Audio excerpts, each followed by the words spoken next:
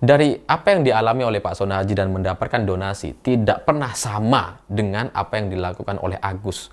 Agus nggak punya produk, Agus nggak jualan es teh, dia menjual kesedihan. Tapi Pak Sonaji enggak, dia menjual es tehnya gitu. Jadi kalau ini kemudian disamakan, ditaruh satu dalil di zaman Nabi dan ada orang minta-minta gitu ya.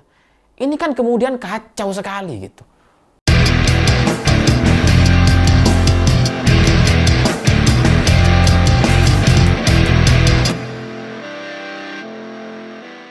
Selamat malam semuanya. Hari ini mungkin video saya agak berbeda dengan video-video saya sebelumnya karena saya merasa perlu memberikan jawaban atau respon kepada podcast Deddy Corbuzier dan Ustadz Felix Xiao.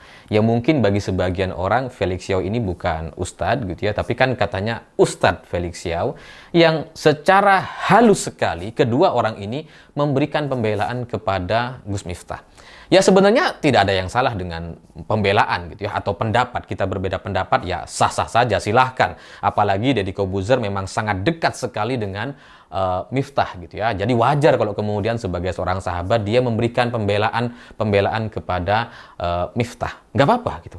Tapi karena di pertengahan pembicaraan mereka ini diberikan contoh-contoh sejarah Nabi, cerita zaman Nabi dan sebagainya, inilah yang kemudian membuat pembelaan atau pendapat-pendapat yang disampaikan seolah-olah itu semua sudah sesuai dengan ajaran agama Islam. Bagus saja kalau misalkan memang pembelaan-pembelaan itu diberikan atas dasar atau landasan ajaran agama Islam. Bagus gitu ya.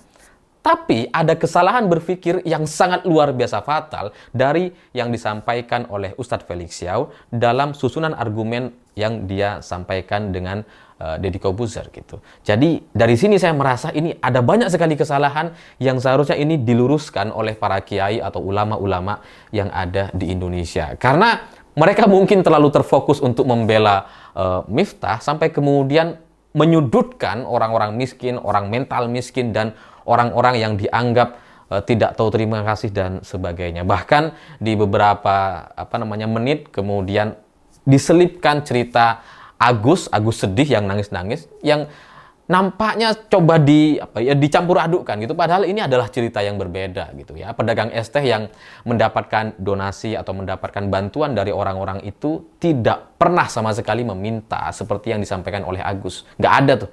Orang-orang yang memberikan donasi kepada Pak Sonaji atau pedagang es teh, mereka datang sendiri semuanya. Tapi oke lah, nanti juga akan saya bahas soal itu. Saya akan membahas lebih dulu dari awal-awal pembicaraan yang dimulai oleh Ustadz Felix Xiao di menit 03.58.47. Ya ini supaya nggak ada copyright gitu ya, nanti saya coba tampilkan menit dan detiknya. Awalnya Ustadz Felix bilang bahwa Gus Miftah ini biasa untuk memborong es teh dan seperti yang biasanya terjadi gitu ya, biasanya kan diborong dan sebagainya, tapi malah dibully atau di-roast kata Ustadz Felix. Jadi kita harus hati-hati dengan mental yang minta dikasihani. Jadi dari pernyataan Ustadz Felix di awal-awal podcast ini, dia seolah-olah ingin memberikan satu gambaran bahwa Miftah ini biasa kalau ada ceramah-ceramah dia memborong es teh, tapi ketika ada Pak Sonaji gitu ya yang bawa es teh itu ternyata justru tidak diborong, malah kemudian di-roast atau dibully. Makanya ada bahasa seperti biasa diborong. Ya oke lah gitu ya. Kalaupun misalkan ada video Gus Miftah atau Miftah memborong es teh, oke, dia juga mungkin pernah ngeborong gitu ya. Tapi apa yang disampaikan oleh Ustadz Felix ini menjadi tidak sebanding dengan kenyataannya. Katakanlah Miftah pernah memborong, tapi sebenarnya ucapan Miftah yang ngata-ngatain goblok kepada pedagang es teh, pedagang kopi dan sebagainya, ini bukan yang pertama, bukan hanya kepada Pak Sonaji. Nah, supaya ini tidak ada fitnah, saya akan berikan video-video di waktu yang berbeda di mana Miftah mengatakan hal yang sama. Silahkan. Itu es tehnya masih nggak, Mas? Masih. Ya sana dijual goblok. Ibu bisa ikan ngesake ngujuk es teh niku mbake sing kuning niku mawon mriki. Ditakoni niku es teh tasik apa mboten? Tasik mboten es teh. Tasik yo kono didol goblok.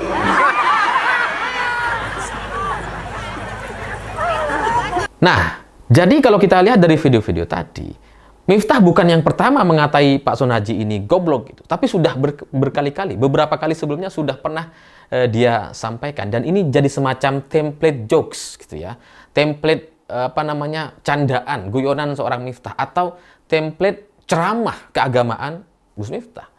Jadi bahwa ada cerita memborong, iya gitu ya, tapi mengucapkan goblok kepada pedagang ST itu juga bukan yang pertama, beberapa kali sebelumnya sudah dilakukan.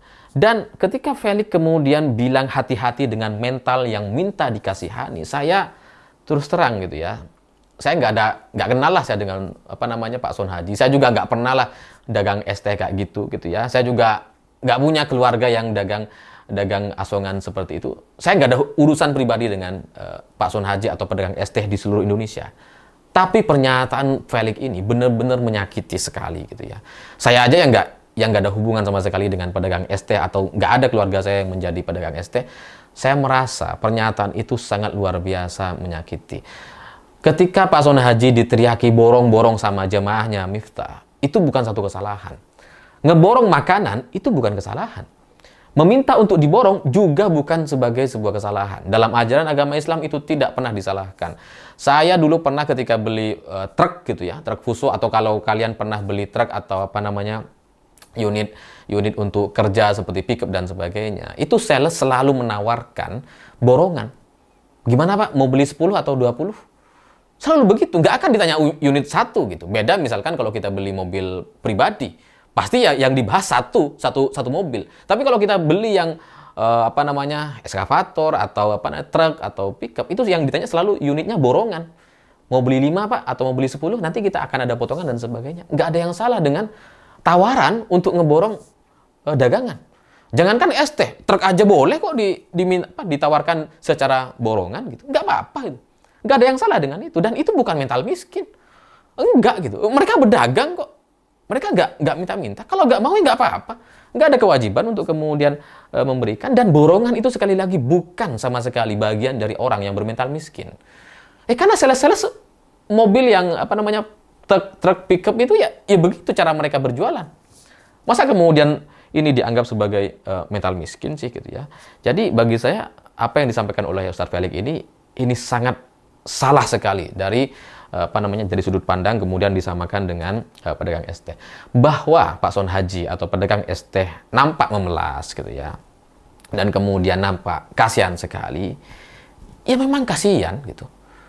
Kenapa kita nggak kasihan dengan pedagang ST? Emang kasihan. Mereka nggak menawarkan untuk diborong sekalipun. Mereka diem di pinggir jalan. Kasihan gitu. Dan sebagai orang Islam, sebagai orang yang punya uang lebih banyak dibanding mereka, sebagai orang yang punya kemampuan untuk memborong itu, dan itu bukan masalah gitu ya, kita layak atau perlu untuk mengasihani mereka. Layak gitu. Untuk kasihan kepada mereka itu benar, bukan kesalahan gitu. Jadi kalau kemudian dia bolak-balik hati-hati dengan mental orang yang minta dikasihani, enggak kok. Pak Sunhaji nggak minta dikasihani. Bahwa ada orang yang bersorak untuk minta diborong, itu juga bukan mental yang minta-minta dikasihani. Jadi nggak layak kemudian Pak Sunhaji atau pedagang ST itu kemudian disalah-salahkan. Dan contoh dari cara berpikir Ustadz Felix Xiao ini menurut saya tercampur dengan kelompok orang yang meminta-minta atau pengemis gitu ya. Ini kan dua alam yang berbeda jauh sama sekali. Pak Sunhaji itu dagang ST. Pedagang ST itu bukan pengemis. Pengemis ada dan mereka nggak punya produk. Itu pengemis tuh. Jadi kalau kemudian yang disebut sebagai orang hati-hati dengan orang yang bermental minta dikasihani, itu sebenarnya tidak pantas untuk ditujukan kepada Pak Sunhaji atau pedagang ST. Itu lebih pantas atau pas ditujukan kepada pengemis. Dan itulah yang kemudian membuat saya yakin bahwa cara berpikir Ustadz Felix Xiao ini salah dalam memberikan contoh, karena di menit ke-13 dia kemudian memberikan satu cerita di zaman Nabi. Ketika ada orang yang meminta-minta kepada Nabi dan kemudian Nabi tidak langsung memberikannya dan bertanya malah gitu ya, yang kamu punya apa? Dia punya 2 kain, ambil 2 kain itu dan kemudian ditawarkan kepada para sahabat. Siapa yang akan membeli kain ini? Ada yang beli 1 dirham, ada nggak yang mau beli 2 dirham? Ada gitu. Dan setelah itu, setelah dapat uang, kemudian si orang yang minta-minta ini diajari untuk membelah kayu. Di situ kamu belah kayu dan kemudian setelah seminggu kamu datang lagi dan kamu dapat berapa dari bekerja motong kayu ini. Jadi dari contoh yang disampaikan oleh Ustadz Felix, itu jelas berbeda dengan kasus pedagang es teh atau Pak Son Haji yang dihina goblok sama Miftah. Karena Pak Son Haji nggak minta-minta, dia bukan pengemis gitu. Kenapa contohnya jadi malah pengemis gitu kan? Ini kesalahan berpikir yang sangat luar biasa fatal dan harus diluruskan. Jadi nggak boleh kemudian disama-samakan. Jadi kalau ada orang minta borong, ada orang yang menawarkan dagangannya, itu bukan karena mereka punya mental untuk mengemis atau mental dikasihani. Dan di menit ke-14 38,21 gitu ya, Ustadz Felix juga kemudian memberikan satu sudut pandang yang ini juga luar biasa fatal sekali. Dia bilang, tapi ketika itu sudah terjadi terus-menerus, cerita soal Miftah yang seolah-olah selalu memborong pedagang es teh gitu ya. Dia kemudian bilang seperti ini, tapi ketika itu sudah terjadi secara terus-menerus, maka wajar aja ada orang yang berpikir kalau datang ke sana kemudian nanti akan laris gitu ya, berharap dagangannya laris. Nggak ada yang salah dengan itu gitu. Orang pedagang es teh datang ke kerumunan, hal yang wajar gitu. Ya masuk akal. Apa salahnya dari itu? Dan itu bukan mental miskin gitu. Ya jangankan pengajian atau ceramah keagamaan, untuk acara-acara lain, acara konser, nonton sepak bola, selalu ada orang jualan. Nggak apa-apa gitu. Apa yang salah dengan itu? Kalau ada kerumunan orang jualan, itu memang cara berpikir yang benar. Kenapa kemudian disalahkan? Yang kemudian dianggap bahwa ini adalah cara untuk mencari laris. Ya emang itu caranya gitu. Kenapa kemudian itu dipermasalahkan? Lalu di menit ke-18:27,38 ini antara Deddy Corbuzier dengan Felix Xiao kemudian mengambil satu sudut pandang atau cerita bahwa orang miskin yang dikasih uang berapapun itu akan habis kalau nggak ada edukasi dan kemudian mencontohkan orang Amerika yang mendapatkan lotre gitu ya dengan jutaan dolar Amerika, tapi kemudian 3 tahun setelahnya dia menjadi homeless atau dia jadi nggak punya apa-apa lagi gitu. Itu kan ya itulah fakta dan realita orang miskin. Jadi mau dikasih uang berapapun itu nggak akan membuat dia kaya raya katanya. Ya sebenarnya nggak usah jauh-jauh ke Amerika. Di Indonesia juga sama gitu. Ketika ada petani-petani di Tuban, saya lupa nama tempatnya, tapi di Tuban yang kemudian dibeli tanahnya oleh pemerintah dengan harga yang sangat-sangat mahal. Tapi setelah itu kan mereka tidak mampu untuk berkembang. Tapi ini juga sekali lagi bukan satu kesalahan yang kemudian perlu untuk diubah secara sistematis. Yang harus diubah secara total dan gak boleh ada yang seperti ini. Gak boleh ada yang miskin. Niat kita untuk membela, niat kita untuk mengubah nasib orang, itu benar. Tapi jangan kemudian membuat satu pernyataan bahwa orang miskin yang dikasih uang berapapun itu menjadi nggak akan ada gunanya. Nanti toh dia akan habis. Sehingga ucapan-ucapan seperti ini itu justru akan membuat orang yang punya kemampuan atau orang kaya jadi kayak nggak mau ngasih orang miskin karena percuma gitu kan. Seolah-olah kan jadi punya pemikiran yang seperti itu gitu. Niat kita untuk memberikan edukasi benar gitu ya. Niat kita untuk memberikan pelajaran agar rakyat miskin itu bisa tambah kaya dan sebagainya itu bagus. Tapi memaksa mereka untuk harus berubah gitu ya, itu yang nggak bisa gitu. Itu takdir Tuhan. Untuk soal urusan sukses itu ya takdir Tuhan. Jadi kalau mayoritas masyarakat miskin kemudian tetap miskin, ya itu jangan kemudian disalahkan orang miskinnya dan kemudian membuat kita menjadi seolah-olah nggak perlu lagi ngasih orang miskin. Enggak gitu. Itu kesimpulan yang fatal dan salah sekali gitu. Tetap aja harus memberikan. Karena ya pasti ada orang-orang yang kemudian bisa berubah dan mendapatkan manfaat dari apa yang kita berikan. Dan secara teori, secara realita mungkin itu benar gitu ya. Bahwa orang miskin kalau dikasih uang ya tetap miskin nantinya. Kalau mentalnya emang miskin ya akan miskin lagi gitu ya. Ya karena memang kita bukan Tuhan yang bisa mengubah nasib manusia gitu. Kita hanya bisa memberikan bantuan ya sudah sampai di sana. Tapi kalaupun toh hasil dan faktanya orang miskin yang mendapatkan uang berapapun pada akhirnya akan kembali menjadi orang miskin. Kalaupun itu menjadi satu fakta, tetap saja kita punya kewajiban untuk memberikan kepada orang miskin. Makanya dalam Islam gitu ya, itu sudah diatur semuanya tuh. Pemikiran-pemikiran yang disampaikan oleh Deddy Corbuzier dan Ustadz Felix Xiao itu benar. Secara realita, secara logis, secara fakta di lapangan, benar. Mungkin sudah 90% seperti itu. Orang miskin yang mendapatkan uang, diberi berapapun nanti akan kembali miskin. Mungkin 90% terjadi seperti itu. Tapi dalam Islam, pemikiran-pemikiran yang seperti ini, itu sudah disempurnakan dengan ajaran zakat dan sedekah. Itulah yang ada dalam ajaran agama Islam. Zakat itu hukumnya wajib, gitu, 2,5%. Dan kemudian sedekah itu sunnah. Dan tujuan sedekah dan zakat ini, itu jelas kepada orang-orang miskin. Yang harus kita kasih ini, itu tuntutan dan ajaran agama. Bukan kemudian disalah-salahkan dan menganggap bahwa mereka ini mental minta dikasih ini. Enggak gitu. Ini tuntutan agama kita emang untuk mengasihani si orang miskin tadi. Yang harus kita berikan sekalipun pada akhirnya mereka akan tetap miskin. Karena kewajiban zakat itu setiap tahun. Kewajiban sedekah itu sepanjang tahun. Sampai kita mati, selama kita mampu. Jadi, kenapa ada ajaran agama Islam yang kemudian memberikan aturan-aturan untuk memberikan sebagian harta kita kepada orang miskin dan memberikan rasa kasihan kepada orang miskin? Karena itu tadi, fakta yang tadi mungkin tuh. Yang katanya kalau orang miskin diberikan uang tetap akan miskin juga pada akhirnya. Ya mungkin karena itu gitu. Tapi itu tidak untuk disalah-salahkan atau kemudian membuat kita jadi berpikir nggak ada gunanya ngasih orang miskin. Karena tugas kita itu hanya memberikan sebagian harta yang kita punya. Dari 2,5% itu ya untuk zakat yang wajib, kemudian sedekah tadi. Nah, kalau kita mengacu kepada Miftah atau Gus Miftah yang punya Land Cruiser, yang punya Alphard, yang punya Ferrari gitu ya, yang secara total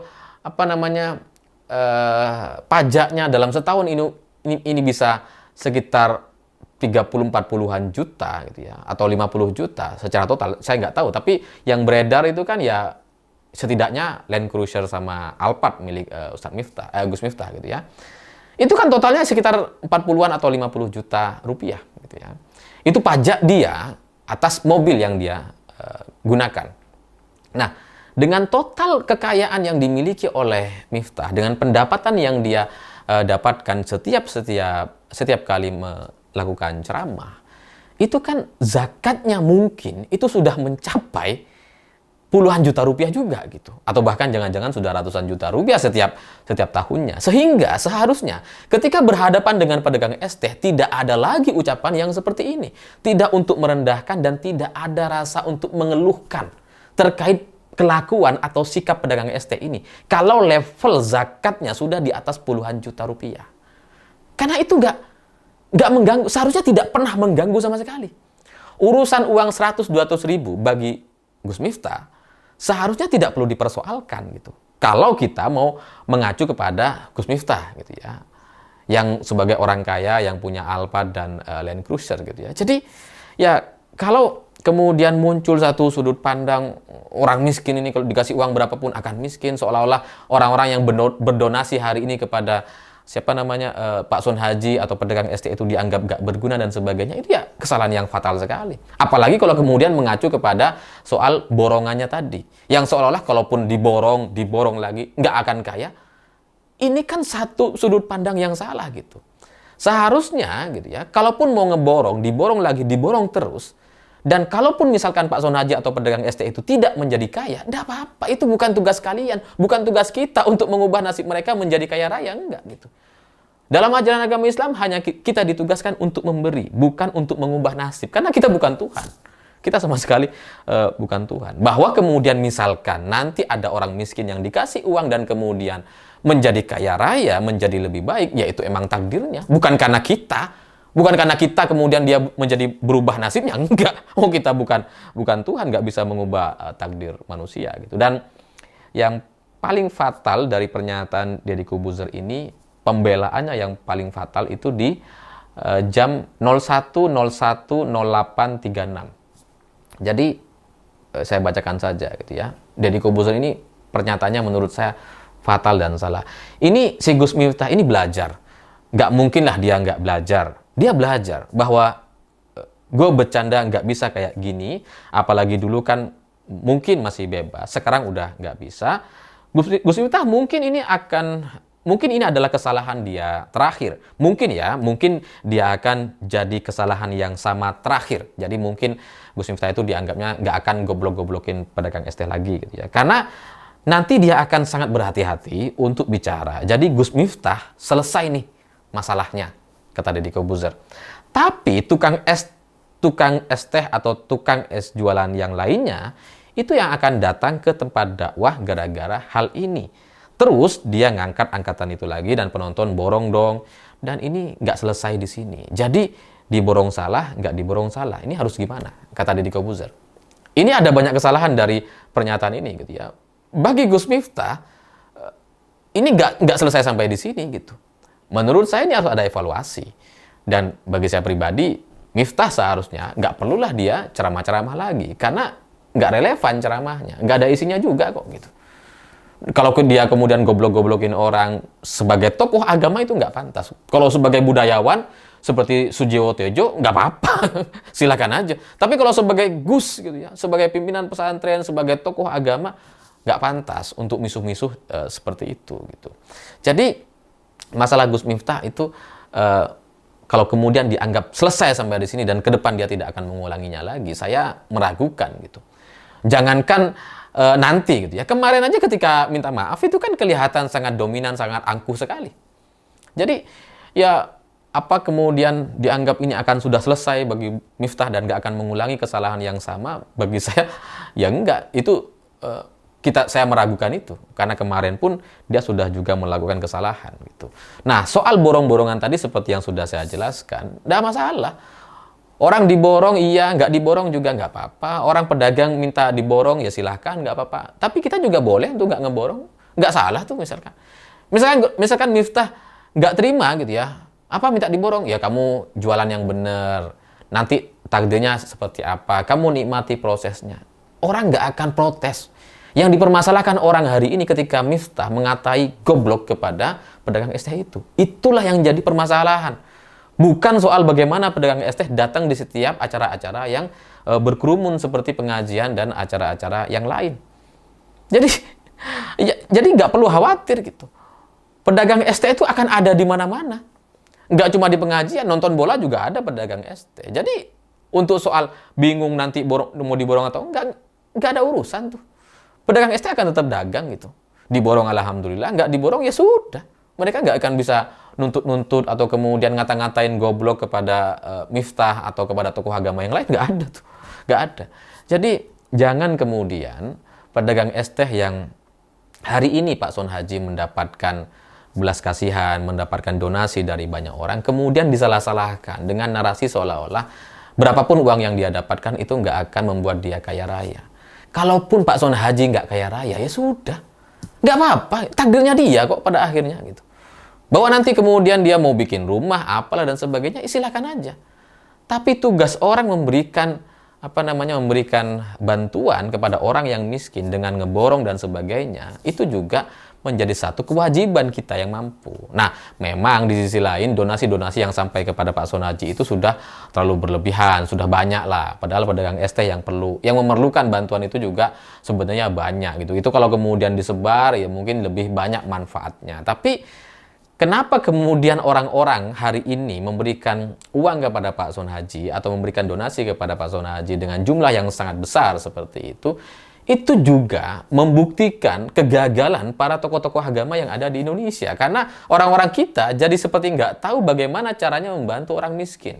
Hanya nunggu viral dan kemudian itu dikasih uang. Padahal kewajiban kita untuk memberikan bantuan kepada orang miskin tidak harus nunggu viral. Oh ya, orang ada di pinggir jalan, siapapun lah gitu ya. Nggak viral nggak apa-apa, itu juga dibantu seharusnya. Nah, kenapa ini kemudian baru nunggu viral, baru kemudian kalau ada viral diberikan sumbangan yang sangat besar jumlahnya, yang nggak kira-kira gitu ya. Itu karena ya pendidikan dari tokoh-tokoh para agamawan ini yang kemudian tidak bisa memberikan ajaran-ajaran yang benar gitu. Jadi dari semua yang disampaikan oleh Deddy Corbuzier dan Felix Xiao yang memberikan pembelaan-pembelaan kepada Miftah gitu ya. Saya sebenarnya lebih suka kalau mereka membahas dari sudut pandang kesalahan Miftah, bukan soal pedagang es tehnya. Ini kalau mereka ini kan berfokus kepada pedagang es teh gitu ya. soal mental miskin lah, orang pedagang es teh yang datang ke kerumunan, yang ganggu lah, yang sebagainya gitu ya. Yang kalau dikasih uang ya nanti juga akan miskin lagi dan sebagainya. Mereka berfokus kepada sana gitu. Padahal si orang miskin ini bukan orang yang pantas untuk disalahkan. Sekalipun mereka miskin, itu tidak pantas untuk kita salahkan. Mereka udah kerja. Kalau mau nyalah-nyalahin, ya kepada pengemis tadi gitu. Kalau pengemis silahkan kalian protes atau bantah atau salah-salahin nggak sesuai dengan ajaran gitu ya, agama Islam. Terus kemudian mental miskin itu bener tuh kalau pengemis gitu. Tapi kalau pedagang mereka udah usaha gitu. Jadi ya bagi saya lebih penting rasanya untuk mengevaluasi bagaimana para pendakwah dan penceramah yang ada di Indonesia, para dai-dai kita, untuk kemudian bisa dilakukan standarisasi, untuk diubah mindsetnya, untuk diberikan satu pemahaman agar mereka tidak bermental mental asal ada, mental kosong gitu ya. Daripada ngurusin pedagang es teh yang kemudian dituduh sebagai orang bermental miskin, padahal miskin itu kan situasi atau ya kondisi mereka. Mereka pengen kaya, mereka nggak tahu caranya, tapi sekali lagi gitu ya, mental mereka nggak miskin lah, lawang mereka jualan kok. Lawang es teh itu ya dipersiapkan, bikin dulu, ada produknya. Beda dengan orang yang minta-minta dan tanpa produk gitu. Jadi sekali lagi bagi saya ini ada satu kesalahan berpikir yang kemudian dicampur aduk dalam satu cerita-cerita kenabian yang kemudian nampaknya disalahartikan. Lalu yang terakhir, saya juga merasa bahwa dari podcast Deddy Corbuzier dan Ustadz Felix Xiao ini seharusnya kalau sudah mau ngebahas soal fenomena atau cerita soal pedagang es teh dengan Gus Miftah, ya sudah bahas itu saja. Jangan kemudian diselipi konten soal Agus yang sedih, yang matanya kena musibah gitu. Karena ketika itu kemudian diselipkan di menit ke 32, 59 dan 32 gitu ya, ini jadinya seolah-olah menjadi satu pembenaran kepada sudut pandang negatif kepada semua orang yang mendapatkan donasi, termasuk Pak Son Haji. Seolah-olah ini mau disamakan dengan Agus yang matanya kena siram air keras itu. Padahal ini dua cerita yang berbeda. Pak Son Haji itu nggak pernah minta-minta, nggak pernah dia minta donasi. Orang datang untuk memberi dan kemudian dia terima. Dalam ajaran agama Islam, kalau kita diberi apapun itu, wajib hukumnya menerima. Wajib gitu. Ini Ustadz Felix tahu. Jadi ya saya bukan untuk kemudian merasa lebih paham soal ajaran agama Islam, enggak gitu ya. Dari apa yang dialami oleh Pak Son Haji dan mendapatkan donasi tidak pernah sama dengan apa yang dilakukan oleh Agus. Agus nggak punya produk, Agus nggak jualan es teh, dia menjual kesedihan. Tapi Pak Son Haji enggak, dia menjual es tehnya gitu. Jadi kalau ini kemudian disamakan, ditaruh satu dalil di zaman Nabi dan ada orang minta-minta gitu ya, ini kan kemudian kacau sekali gitu. Seolah-olah Pak Son Haji atau pedagang es teh atau pedagang kaki lima atau orang-orang miskin yang berdagang di pinggir-pinggir jalan itu semuanya adalah orang-orang yang bermental miskin dan minta dikasihani.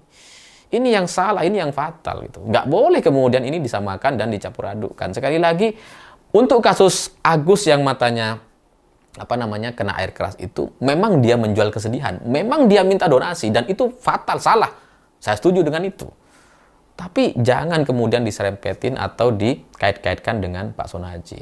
Apalagi mengacu kepada ajaran-ajaran agama Islam yang itu menjadi tidak sesuai sama sekali.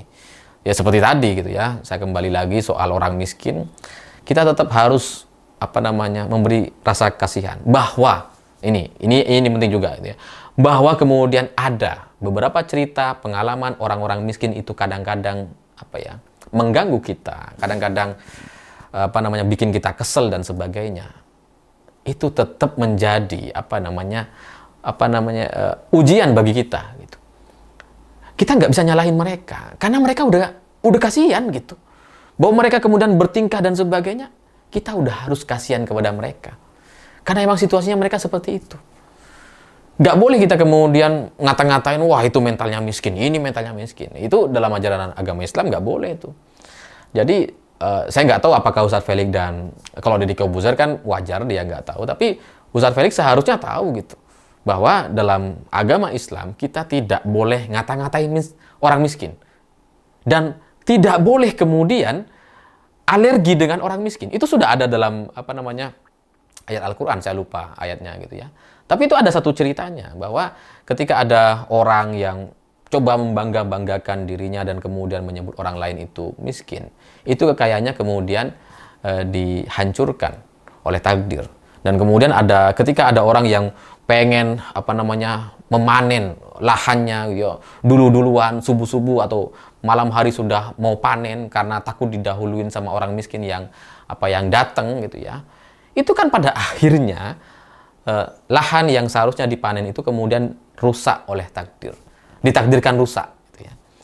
Jadi ada banyak sekali cerita-cerita bagi ajaran agama Islam untuk memuliakan orang miskin. Sekali lagi, bahwa sekalipun orang miskin itu kadang-kadang sangat menyebalkan, ya kita harus bersabar. Kalau kita bersabar, kita dapat pahala, dan kalau kita mengasihani orang miskin tadi, kita dapat pahala lagi. Tapi bukan kemudian disalah-salahkan dan kemudian dianggap mental miskin dan sebagainya. Apalagi kepada pedagang yang sekali lagi tidak punya mental miskin. Pedagang itu ya mereka berdagang. Miskin itu situasi mereka. Saya pikir itu. Terima kasih sudah menonton. Begitulah kura-kura.